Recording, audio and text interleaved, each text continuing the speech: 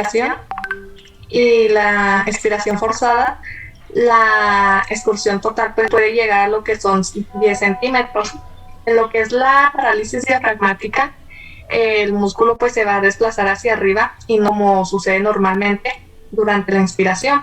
Esto es debido a que la presión intratorácica, perdón, va a ir descendiendo y pues esto se va a conocer como movimiento paradójico. Y pues este movimiento paradójico se puede demostrar mediante lo que es una radioscopía, haciendo que pues, el paciente olfatee. Y los músculos intercostales externos, estos se van a encargar de conectar lo que son las costillas adyacentes y transcurren hacia abajo y hacia adelante. Al contraerse, pues van a accionar las costillas hacia arriba y hacia adelante, lo cual pues va a provocar que aumenten los diámetros lateral y anteroposterior del tórax. Y pues aquí mismo, cuando sucede una parálisis de los músculos intercostales, pues no influye excesivamente sobre la ventilación, ya que lo que se encarga de la ventilación, el músculo que más se encarga de la respiración y todo eso, se va a encargar el diafragma. ¿Le puedes dar a la siguiente, por favor?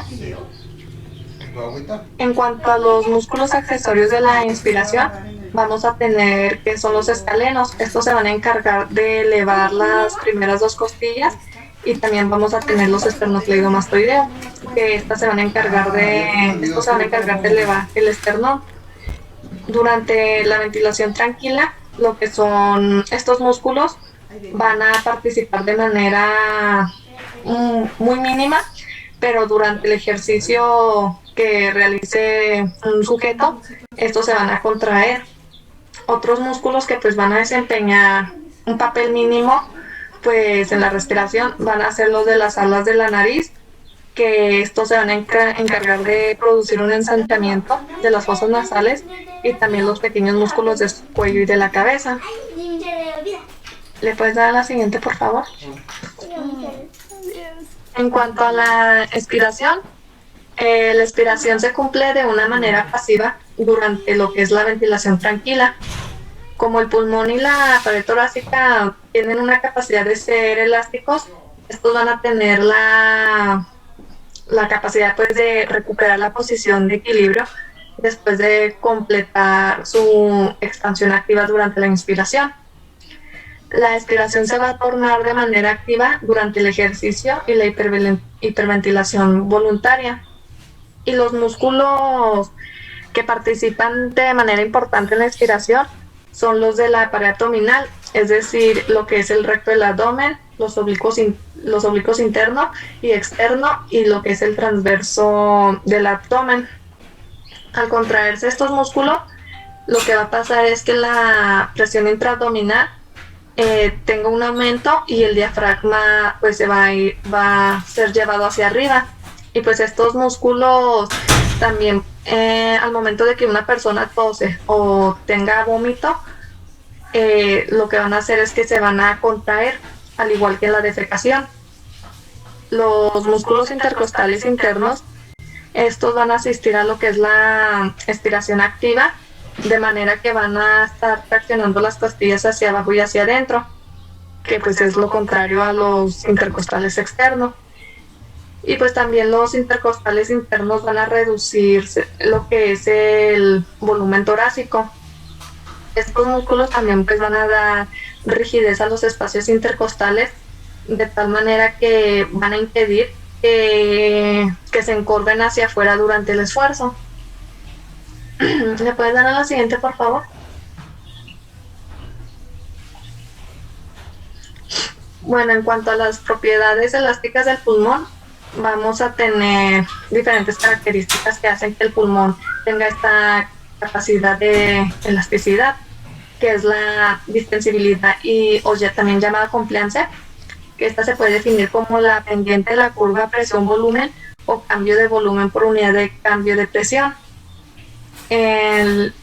Esta distensibilidad en el adulto pues es importante, ya que va a oscilar alrededor de lo que es 200 mililitros centímetros de agua, pero en presiones donde la expansión sea alta, el pulmón lo que va a hacer, en vez de que sea distensible, va a ser más rígido y por lo tanto pues su distensibilidad va a disminuir, por lo que en la imagen que tenemos aquí al lado se va a indicar lo que es una pendiente pues menor. Una distensibilidad reducida puede ser causada por lo que es una fibrosis pulmonar, ya que va a haber un aumento del tejido fibroso en el pulmón, y pues puede disminuir también en aquellos pacientes que presenten alguna edema alveolar, ya que impide la correcta insuflación de algunos alvéolos. ¿Me puede dar la siguiente, por favor? La distensibilidad será menor si el pulmón se mantiene sin ventilar durante un largo periodo, en especial cuando el volumen pulmonar es bajo. Esto puede deberse en parte a lo que es un colapso de algunas unidades pulmonares, pero también se produce cuando hay un aumento de la tensión superficial. Y pues por otra parte la distensibilidad puede llegar a reducir en cierta medida, se puede llegar a reducirse cuando la presión venosa pulmonar aumenta y el pulmón se ingurgita de sangre. La distensibilidad del pulmón va a aumentar con la edad y también por lo que les mencionaba de que puede existir un enfisema pulmonar. Tanto la edad como el enfisema pulmonar es la causa más probable de lo que es la alteración del tejido elástico del pulmón. Y pues se puede llegar a observar igualmente un aumento de la distensibilidad durante los ataques de asma, aunque pues aún no hay estudios que digan que pues es la razón más conveniente. ¿Le puedes dar a la siguiente, por favor? ¿A qué se debe el comportamiento elástico del pulmón? Esta pregunta se refiere a la tendencia que tiene a recuperar el volumen en reposo después de la distensión pues, del pulmón. Uno de los factores que influyen en el comportamiento elástico del pulmón es el tejido elástico, ya que este va a contener pues fibras de elastina y colágeno, ¿no? Y estas se van a encontrar distribuidas en las paredes alveolares alrededor de lo que son los vasos y los bronquios. Como lo podemos ver en esta imagen, pues este tejido asemeja lo que son pues una liga, que al momento de que nosotros estiramos una liga, la liga por naturaleza va a tender a regresarse a su estado original. En caso de que pues no llegue a su estado original es porque pues ya está perdiendo esa capacidad de distensibilidad. ¿Le puedes dar a la siguiente, por favor?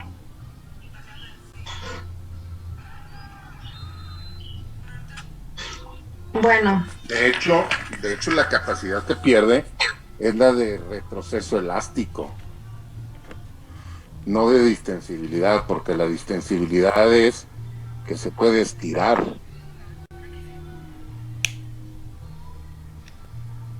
Y el retroceso es distensibilidad, que se puede distender, que puede aumentar su dimensión.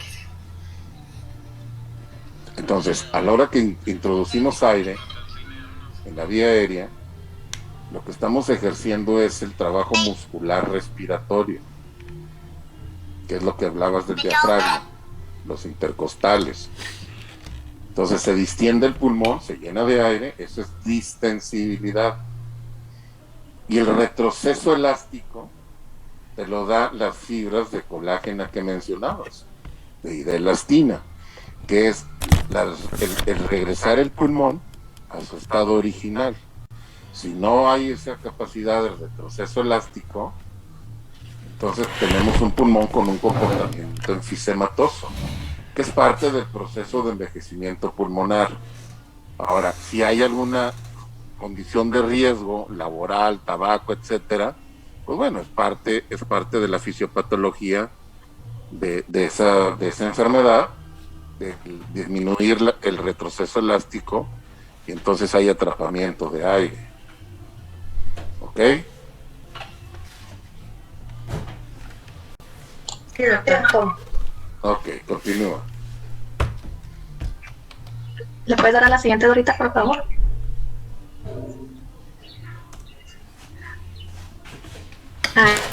Ay, gracias. Otra propiedad que va a tener el pulmón va a ser la tensión superficial, que pues es importante para el comportamiento de lo que es la presión y el volumen del pulmón. Esta se puede definir como la fuerza que actúa a través de una línea imaginaria de 1 centímetro de largo en la superficie de un líquido, y se debe a que las fuerzas de atracción entre las moléculas adyacentes del líquido son mucho más intensas que las ejercidas entre el líquido y el gas, como el resultado de que la superficie del líquido se torne lo más pequeña posible. ¿A qué se refiere a esto? Pues de que, por ejemplo, en la imagen que tenemos aquí, en el inciso B, el comportamiento se puede apreciar en este caso, ya que es un caso de una burbuja de jabón que se va a formar en lo que es un extremo de un tubo.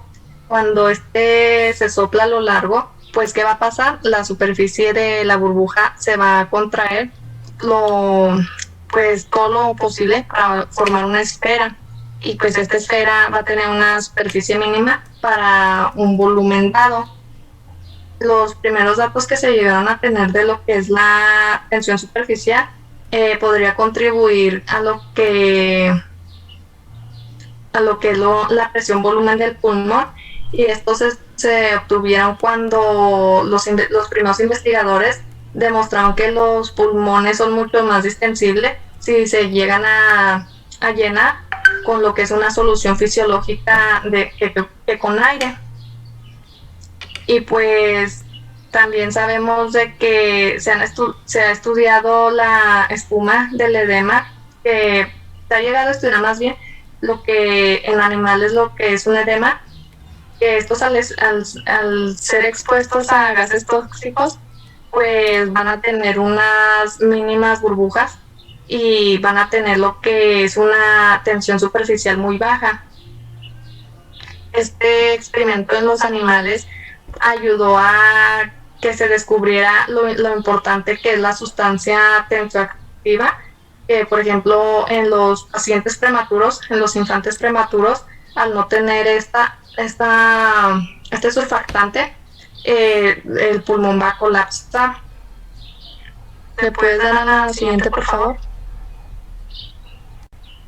Bueno, tenemos que el fosfolípido dipalmitoil fosfatidilcolina, este se sintetiza en el pulmón a partir de lo que son los ácidos grasos provenientes de la sangre o que son elaborados en el pulmón.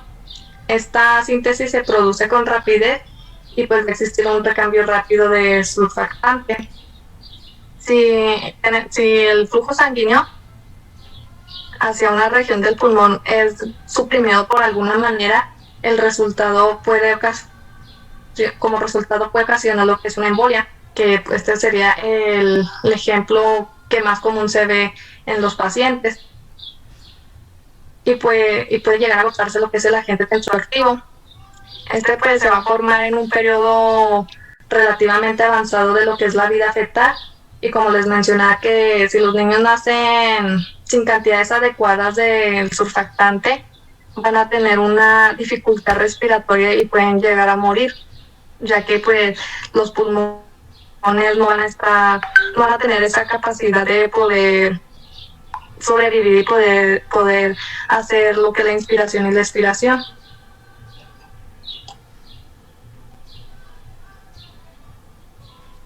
Doctor, tengo una duda. ¿Qué pasó? Que tengo una duda. Dígame. Lo de, por ejemplo, ¿podría decirse entonces que los pacientes con EPO que tienen el característico tórax en tonel es por la pérdida del retroceso elástico de los Sí, pulmones? señorita, tienen sobredistensión pulmonar, quedan sobredistendidos porque no alcanzan a vaciar el aire porque tienen pérdida del retroceso elástico, entonces quedan con atrapamiento de aire. Y esto va generando la deformidad del tórax. Ah, ok. Ok. Ok. Ok, gracias. No, hombre, ¿de qué?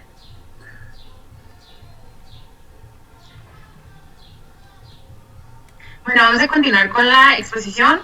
Vamos a tener el siguiente cuestionamiento que se hace, que dice de qué manera la sustancia tensoactiva reduce tanto la tensión superficial. Y bueno, con parte de lo que ya nos comentó mi compañera Nancy, pues algo importante aquí van a ser las moléculas de dipalmitoilfosfatidilcolina, que pues estas sabemos van a tener características tanto hidrófobas como hidrófilas en uno y en otro extremo. Y bueno, con esto estas van a estar alineadas en la superficie.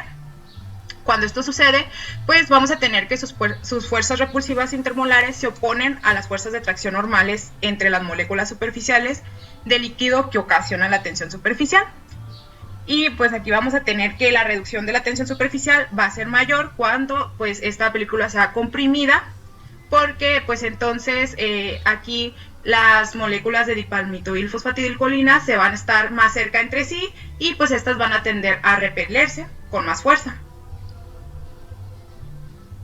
Vamos a tener también el siguiente cuestionamiento, que es qué ventajas fisiológicas ofrece el surfactante. Algunas pues ya nos las estuvo comentando igual mi compañera Nancy. Bueno, vamos a tener aquí que el primero pues es la tensión superficial reducida en los alvéolos. ¿Esto qué va a hacer? Pues va a permitir que el pulmón sea más distendible y que disminuya el trabajo necesario para lograr pues una expansión en cada respiración. El segundo va a hacer que va a favorecer la estabilidad de los alvéolos, como parte de lo que ya nos comentó mi compañera. Aquí pues va a permitir que no se lleve a cabo un colapso, o también denominado atelectasia, ya que como vimos ahorita lo que nos presentaba mi compañera, pues las burbujas pequeñas van a tender a colapsarse. ¿Denominado qué? ¿Cómo? ¿Cómo dijiste que se llamaba? Cuando no se distiende. Bueno, atelectasia. ¿A qué? Atelectasia. Amiguita. Sí. Atelectasia. Que, bueno, es el colapso. Cuando uno empieza a conocer terminología médica, tiene uno que leerla muy despacito, doctora. Y repetírsela 1000 veces. Yo he batallado con un chorro de terminajos y ¿qué crees? Todavía con algunos. Entonces, hay que leerlos despacito y repetirlos y repetirlos. Síguele. Bueno, y como les estaba diciendo de lo que nos estaba comentando mi compañera Nancy, pues vamos a tener que aquí las burbujas pequeñas, como estamos apreciando igual en la figura que ella tenía, si se fija tienen pues su flechita, estas tienden a descargar su aire en las más grandes y pues vamos a permitir que pues con la presión que se va a estar generando, al igual pues con la ayuda del surfactante, pues va a ayudar a que pues no se produzca este colapso. Y también vamos a tener que va a contribuir a mantener pues secos los alvéolos, ya que como igual ayuda a que los alvéolos no se colapsen. También estos, si no estuviera el surfactante, estarían absorbiendo el líquido de los capilares y pues de esta manera el surfactante, el surfactante va a ayudar al hecho de que no haya trasudación de líquido de los capilares.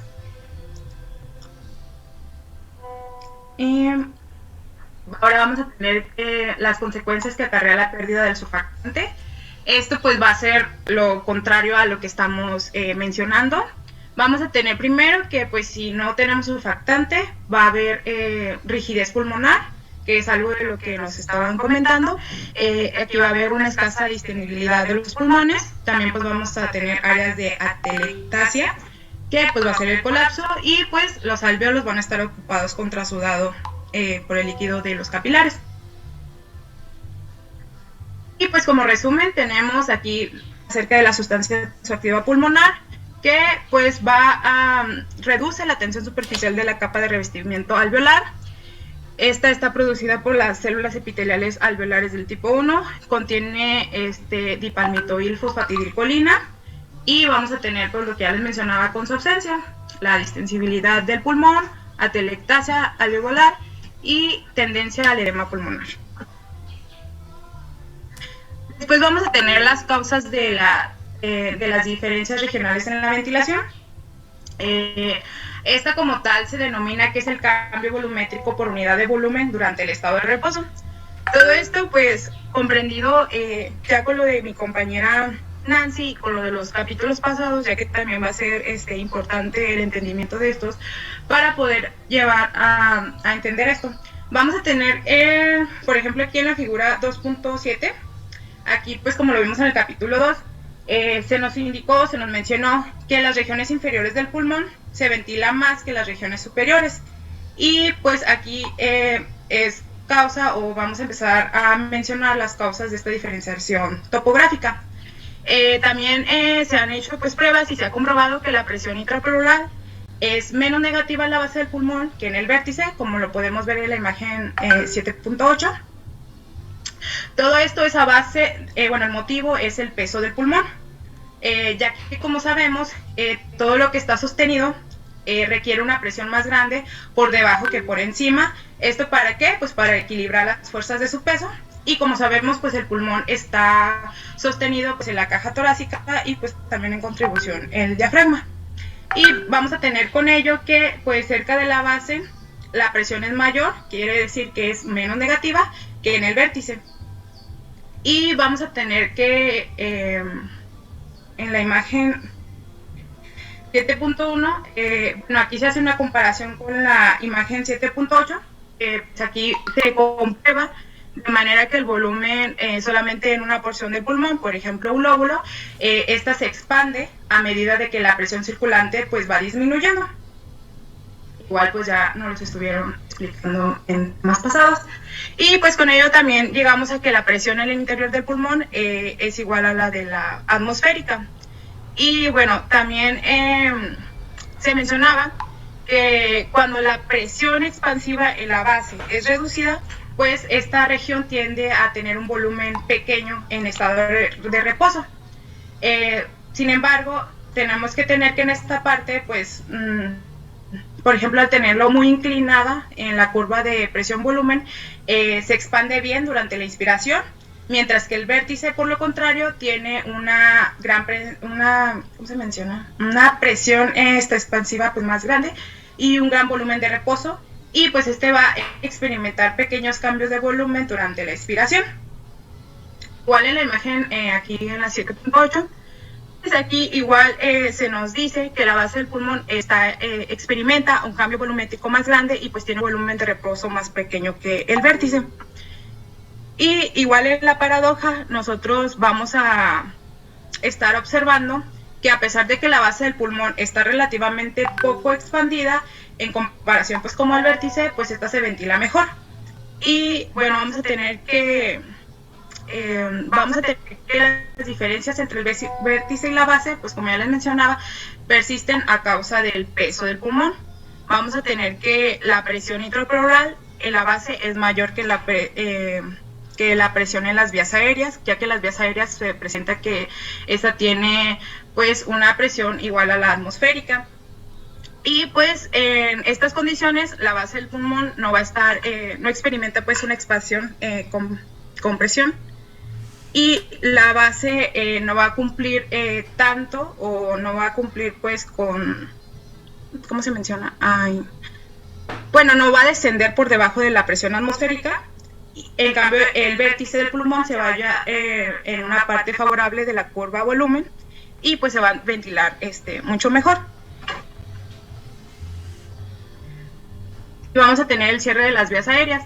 Aquí pues vamos a tener que se hace una diferencia tanto pues en los pulmones jóvenes como en los pulmones pues seniles. Aquí pues primero se nos menciona que el contenido de la región comprimida de la base del pulmón pues no se elimina del todo, porque en la práctica pues las vías aéreas pequeñas, sobre todo lo que es en los bronquiolos respiratorios, pues se cierra primero y atrapa de tal modo el gas que los alvéolos pues distales. Y pues este cierre de las vías aéreas solo ocurre cuando los volúmenes pulmonares son pequeños y son en personas normales y jóvenes. Pero pues no pasa de igual manera en las personas con pulmones seniles o personas ancianas. que aquí se menciona que el cierre se da en las regiones más bajas del pulmón. Se menciona que aunque haya volúmenes pues más grandes y presente, no sé, capacidad residual funcional, pues el pulmón senil pierde su capacidad de retroceso elástico, que es lo que estaba mencionando ahorita el doctor, y en consecuencia pues las presiones intrapleurales son menos negativas, y pues eso es lo que podemos encontrar en la figura 7.9. Con esto pues pues nos lleva a que no se ventile adecuadamente, no haya un intercambio óseo pues adecuado, y mucho de esto se presenta en lo que son las enfermedades pulmonares crónicas. Vamos a tener las propiedades elásticas de la pared torácica, que como sabemos pues el pulmón es elástico, al igual lo va a ser la caja torácica. Y pues aquí se lo mencionaba, como podemos ver en la imagen, pues en una comparación tanto normal como en un neumotórax. Y pues aquí se observa que la presión normal fuera del pulmón es subatmosférica, y esto igual lo comparamos con lo que ya nos estuvo diciendo mi compañera Nancy. Aquí pues al introducir el aire en la cavidad pleural, su presión asciende hasta igualarse con la atmósfera, y pues el pulmón se colapsa y la pared torácica pues se enancha. Y esto nos revela que en condiciones de equilibrio la pared torácica se halla traccionada hacia adentro, mientras que pues el pulmón se vaya traccionado hacia afuera. Esto nos indica que hay una compensación mutuamente entre los pulmones y pues la caja torácica. Aquí igual se nos mencionaba que pues se hacían experimentos, no experimentos, estudios, pero pues sí lo tenían que realizar personas muy bien capacitadas, que supieran utilizar pues el espirómetro, ya que pues se presentaba, por ejemplo, situaciones como aquí, nos daba las curvas, nos da la curva, una para la pared torácica, una directamente para el pulmón, la otra es en combinación con el pulmón y la pared torácica, y aquí pues también se nos mencionaba la capacidad residual funcional, la presión de la relajación del pulmón y de la pared torácica, que pues esta es igual a la presión atmosférica.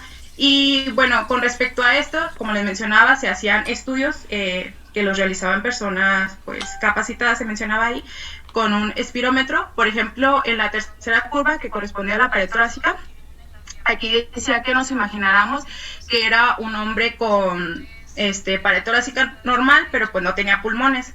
Entonces se ve que el FRC, que es la capacidad residual funcional, la presión de relajación es negativa.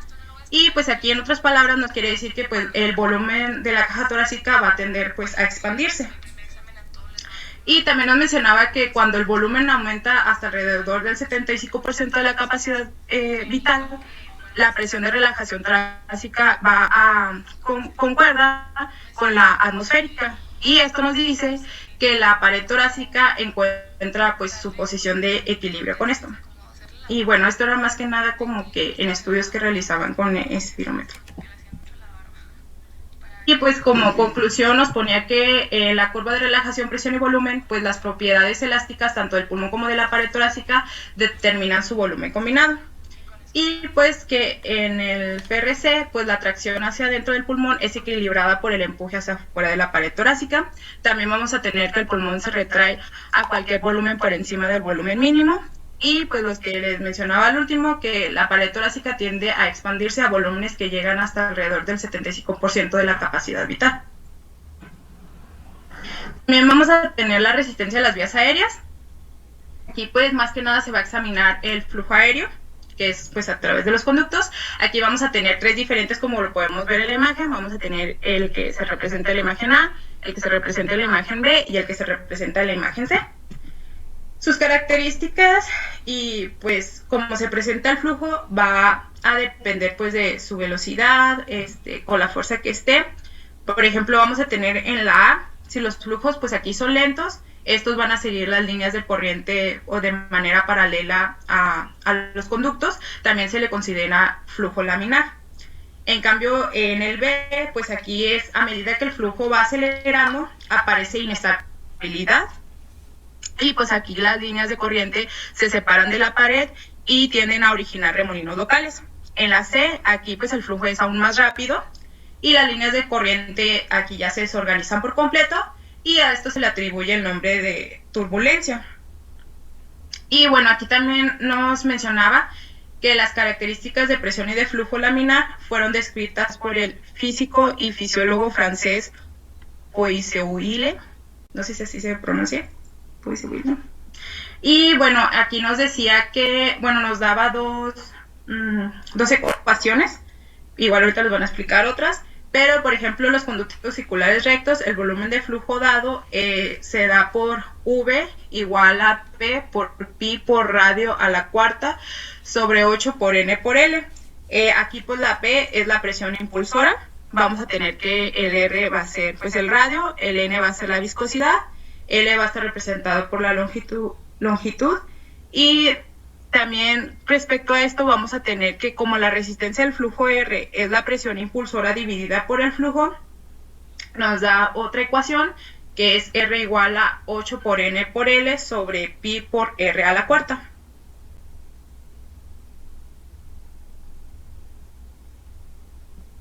Bueno, continuando con lo que mi compañera Dora explicó, vamos a tener que el flujo sea laminado o sea turbulento, pues va a depender del número de Reynolds, que pues está dado por la siguiente fórmula, donde es 2RBD sobre N, donde pues la D se refiere a la densidad, B la velocidad media, R radio y N la viscosidad.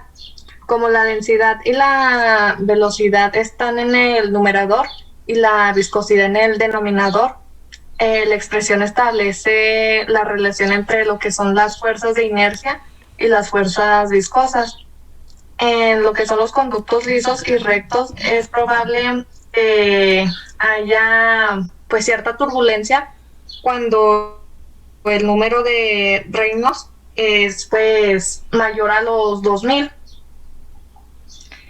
Le puedes dar la siguiente, bueno, no le des. Y también podemos concluir en este aspecto en que el flujo turbulento pues aparecen con mayor probabilidad cuando los números de Reynolds son altos que cuando las fuerzas de inercia predominan sobre las viscosas. Ahora sí ya le puedes dar la siguiente.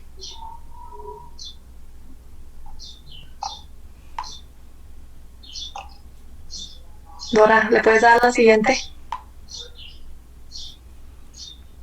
Gracias.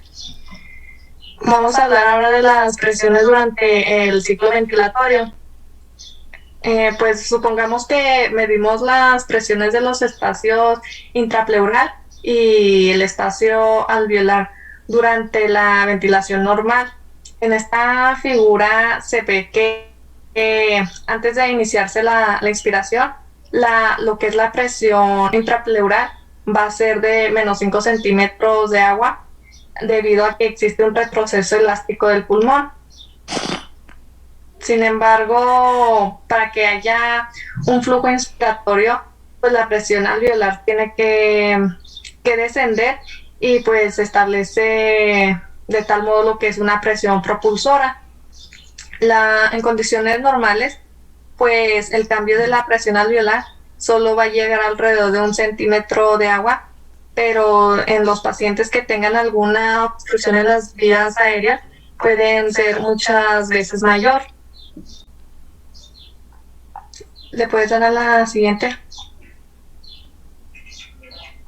Bueno, los factores que van a determinar la resistencia de las vías aéreas, antes de pues explicar cuáles son esos, tenemos el conocimiento de que el volumen pulmonar tiene un efecto sobre la resistencia de las vías aéreas, al igual que lo son los vasos sanguíneos extraalveolares, los bronquios, ya que estos se hallan sostenidos por la tracción radial del tejido pulmonar circundante, y pues y su calibre va a aumentar a medida que el pulmón se va a llegar a expandirse. Con volúmenes pulmonares muy bajos, pues las vías aéreas pequeñas se van a cerrar por completo, en especial las que se van a encontrar en la base del pulmón, donde la expansión de pues no es tan buena. Y los pacientes que tienen alguna resistencia aumentada de las vías aéreas, muchas veces respiran con volúmenes pulmonares grandes para de esta manera llegar a reducir lo que es la resistencia de las vías aéreas. Lo que es la contracción del músculo liso bronquial, va a estrechar lo que son las vías aéreas y de esta manera pues va a haber un aumento de la resistencia. Esto puede suceder en forma refleja por la estimulación de los receptores que tiene la tráquea y de los bronquios de gran calibre, como que estos pueden reaccionar con irritantes como lo son el humo del cigarro. Y pues el tono del músculo liso se va a hallar bajo control del sistema nervioso autónomo, y gracias a lo que es la estimulación de los receptores adrenérgicos va a haber una broncodilatación, como son la adrenalina y el isoproterenol. ¿Le puedes dar a la siguiente, por favor?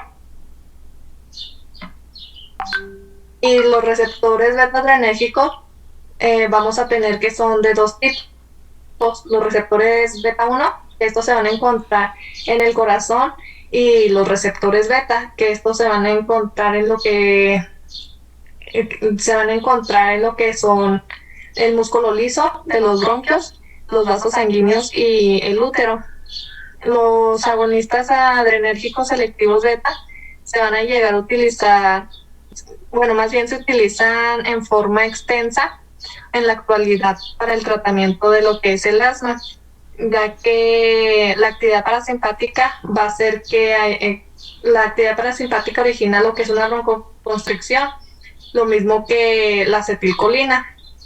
Cuando hay una disminución de lo que es la presión de dióxido de carbono, el aire alveolar va a tener un aumento de su resistencia en las vías aéreas. ¿Y qué va a pasar cuando sucede esto? Pues va a afectar directamente el músculo liso bronquial, y pues lo que se recomienda es que exista histamina. Bueno, más bien, que cuando existe la histamina en la arteria pulmonar, se va a lograr lo que es una contracción del músculo liso de los conductos alveolares. Y pues algo importante de esta parte es que el músculo liso bronquial va a estar bajo control del sistema nervioso autónomo, y que gracias a la estimulación de los receptores beta-adrenérgicos se puede producir lo que es una broncodilatación. Y pues la inhalación de lo que es un aire denso, como puede suceder en los buceadores, lo que va a ocasionar es que exista un aumento de la resistencia.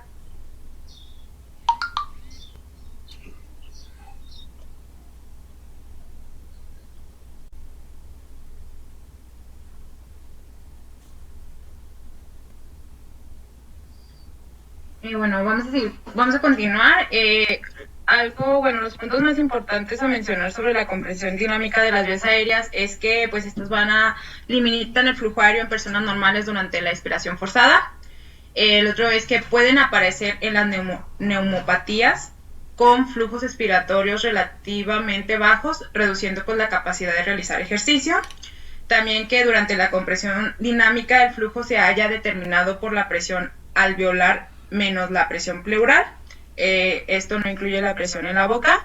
Y la cuarta es que está exagerada en algunas enfermedades pulmonares por la disminución del retroceso elástico pulmonar y la pérdida de la tracción radial en las vías aéreas como tal. También vamos a tener las causas de la ventilación desigual. Aquí pues ya estuvimos comentando anteriormente las diferencias regionales de la ventilación pulmonar. Aparte de esas que comentamos, vamos a encontrar que en cualquier nivel vertical del pulmón normal hay algunas desigualdades adicionales de la ventilación, y estas pueden estar exageradas en algunas enfermedades. Aquí en la imagen 7.19 pues se nos ilustran unos de los mecanismos de la ventilación desigual. Aquí pues se nos dice que consideremos, como ya estuvimos viendo en el capítulo 2, que la unidad pulmonar es una cámara elástica que va a estar conectada con la atmósfera por medio de un conducto, y vamos a tener que la magnitud de la ventilación va a depender de la distendibilidad de la cámara y de la resistencia del conducto como tal. Aquí pues podemos ver 3 unidades, la A, la B y la C. La A, pues esta es la normal. Aquí pues se tiene una distensibilidad y una resistencia de las vías aéreas normales. Aquí se puede apreciar que durante la inspiración esta va a experimentar un cambio volumétrico grande y rápido, de modo que el volumen se completa antes de que se inicie la expiración. Esto va a ser pues en todo el pulmón y se presenta, como lo podemos ver, en una línea discontinua. La B, en cambio, pues aquí ya van a haber afecciones. Aquí se va a presentar una distensibilidad baja y pues su cambio volumétrico es más rápido, pero pues pequeño. Y por último tenemos la C, que aquí pues se tiene una vía aérea de resistencia elevada, de modo que la inspiración es lenta y no se completa antes de que el pulmón comience pues la expiración. Aquí también, bueno, algo que debemos de rescatar es que pues en consecuencia las desigualdades de la ventilación pues pueden obedecer a alteraciones de la distensibilidad local o de las resistencias de la vía aérea, y pues el tipo de desigualdad de las que vamos a tener aquí presentes va a depender de la frecuencia respiratoria que esté presentando como tal el paciente. También vamos a tener la resistencia de los tejidos. Como sabemos, pues cuando el pulmón y la pared torácica se mueven, se requiere cierta presión para superar las fuerzas viscosas que se producen entre los tejidos al momento pues de que se realiza algún deslizamiento, que pues parte ya nos estuvo explicando Nancy. Vamos a encontrar que en la parte rayada, que vemos aquí en la imagen 7.13, pues aquí se representa o se atribuye a las fuerzas tisulares que se están produciendo. Aquí vamos a tener que la resistencia de los tejidos solamente representa alrededor del 20% de la resistencia total. Esto va a ser solamente en personas sanas y jóvenes, aunque pueda aumentar en algunas personas que presenten pues enfermedad, aumenta este porcentaje. A veces a esta resistencia total se le denomina también lo que es resistencia pulmonar, esto para diferenciarla de la resistencia de las vías aéreas. Bueno, ahora tenemos el trabajo ventilatorio. Esto, bueno, a mí se me hizo algo un poco complejo. Aquí vamos a tener que, pues, para el movimiento del pulmón y la pared torácica, pues, se requiere trabajo. Aquí nosotros vamos a convertir o, sí, transportar el trabajo como presión por volumen. Aquí, pues, se va a ilustrar en esta imagen la curva de presión-volumen que va a estar presentando, pues, el pulmón. Aquí tenemos que durante la inspiración, la presión intrapleural sigue la curva que observamos no sé si ven mi cursor, de la A a la B a la C. Y el trabajo que se invierte en el pulmón va a estar dado por la superficie que va desde el 0, la A, la B, la C, D y pues hasta regresar aquí al 0. Aquí pues vamos a tener también lo que es pues en sí un trapezoide, que va lo mismo que ahorita les mencionaba, pero en vez de irse hasta la B, simplemente va a subir por aquí, por la E. Y pues este va a representar el trabajo necesario pues para superar las fuerzas elásticas. En tanto aquí la superficie rayada, que va a estar dada por el A, B, C y E, representa el trabajo necesario para vencer las resistencias de viscosidad, ya sea de las vías aéreas y de los tejidos. Y vamos a tener aquí que cuanto mayor sea la resistencia de las vías aéreas o más elevado el índice de flujo respiratorio, tanto más negativo, que esto se dice que se va más hacia la derecha, aquí pues será pues más negativo la excursión de la presión intrapleural entre la A y la C. Y también aquí se debe de considerar mayor pues la superficie que se esté manejando. Y también vamos a tener que durante la expiración el área A, E, C y F, este va a ser pues todo el trabajo necesario para superar la resistencia, ¿cómo se menciona?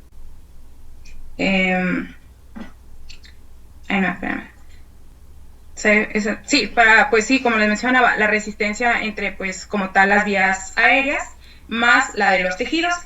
Y pues en condiciones normales esto entra pues dentro del trapezoide que les mencionaba, que era desde el cero, pasando por la línea del medio hasta otra vez el cero, de modo que pues todo este trabajo puede almacenar energía en las estructuras elásticas y pues estas van a estar expandidas y van a liberar y presentar lo que es una expiración pasiva. Bueno, esto va a estar presente durante la expiración pasiva.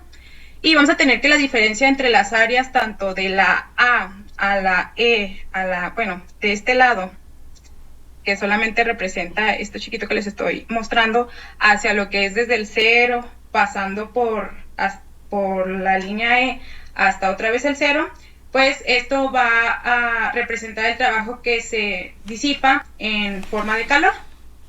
Y con esto, pues aquí nos representa que a medida que aumenta la frecuencia respiratoria, más acelerados son los flujos y pues más grande es el área de trabajo viscoso del área ABCEA.